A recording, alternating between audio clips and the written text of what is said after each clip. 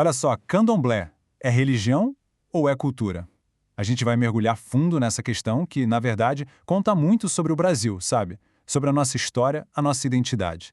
Então, candomblé é religião ou é uma expressão cultural? Pois é, a resposta para isso não é nada simples. Não dá para botar numa caixinha de ou um ou outro. A verdade está na história de um povo, na sua resistência e em como uma fé teve que virar cultura para simplesmente sobreviver. Não é uma questão de um ou outro, é uma história de sobrevivência mesmo. E olha, entender isso não é só um debate acadêmico, não. É olhar para uma realidade que foi construída na dor, na resistência, um lugar onde a fé e a vida tiveram que se misturar, se tornar uma coisa só para não desaparecerem. Ok, vamos lá? Para a gente entender o hoje, a gente precisa voltar lá atrás, nas raízes, num tempo em que ter fé já era, por si só, um ato de pura resistência. Dá uma olhada nessa linha do tempo. Ela resume séculos de luta. Pensa só.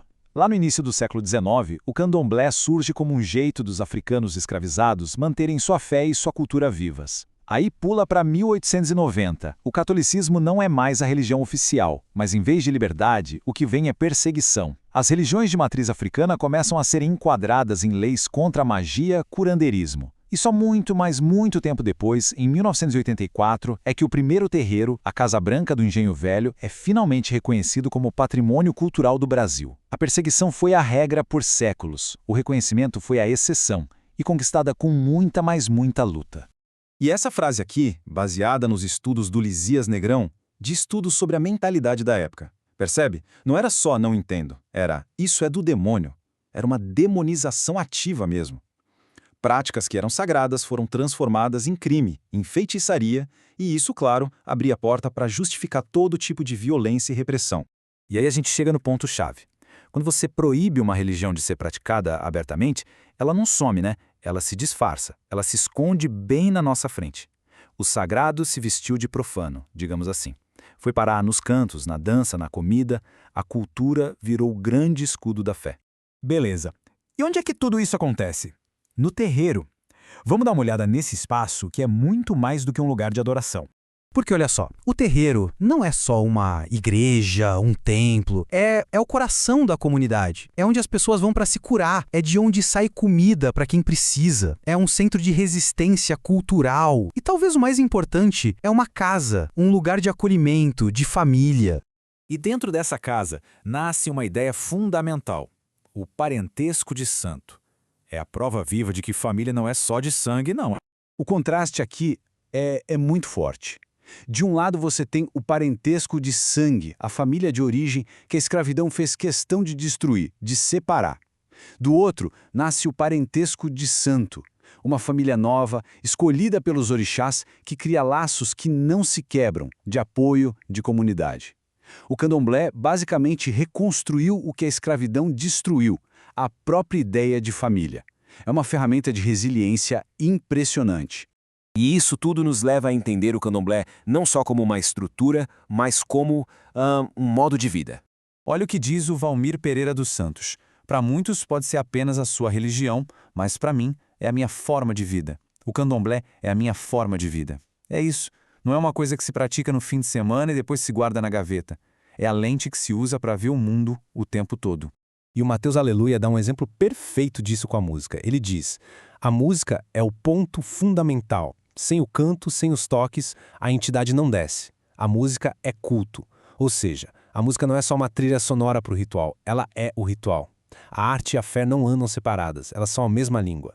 Então, juntando tudo isso, fica muito claro, né? Aquela nossa mania ocidental de separar o que é sagrado do que é do dia a dia, simplesmente não se aplica aqui.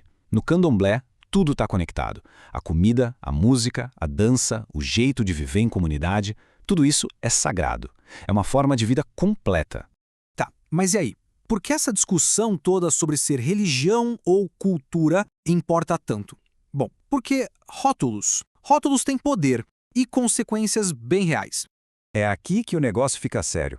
Historicamente, quando o candomblé foi rotulado como magia, feitiçaria, o resultado foi perseguição, cadeia, marginalização.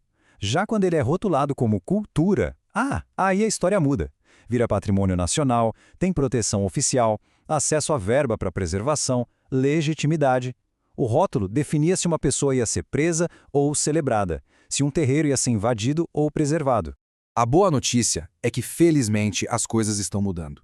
Hoje, uma instituição como o IPHAN, que é o Instituto do Patrimônio Histórico e Artístico Nacional, já protege oficialmente vários terreiros. Eles não são mais vistos como superstição, mas como o que sempre foram, guardiões de uma parte fundamental da nossa identidade como brasileiros.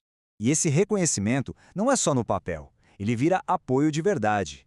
Esse valor aí, R$1,5 milhão de reais, é de um investimento recente do governo, por exemplo, para a segurança alimentar nas comunidades de terreiros. É o reconhecimento prático do papel social que eles têm. O rótulo de cultura abre portas, traz recursos. Mas a gente precisa ser realista. Esse reconhecimento como cultura ajuda, é um escudo com certeza, mas não é uma armadura à prova de tudo. A intolerância, os ataques violentos, tudo isso que é fruto de séculos de preconceito, infelizmente ainda acontece. É uma realidade bem dolorosa.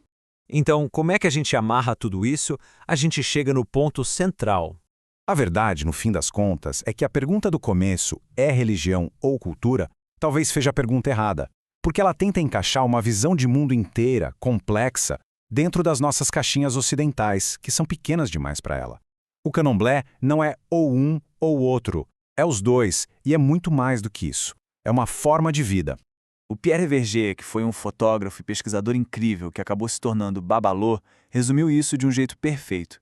Ele diz que o candomblé é uma religião de exaltação à personalidade das pessoas, onde se pode ser verdadeiramente como se é. Pensa que forte isso. É um sistema que te deixa ser quem você é de verdade, e não o que a sociedade quer que você seja. E isso tudo nos deixa com uma pergunta para pensar, né? A história do candomblé mostra isso muito bem.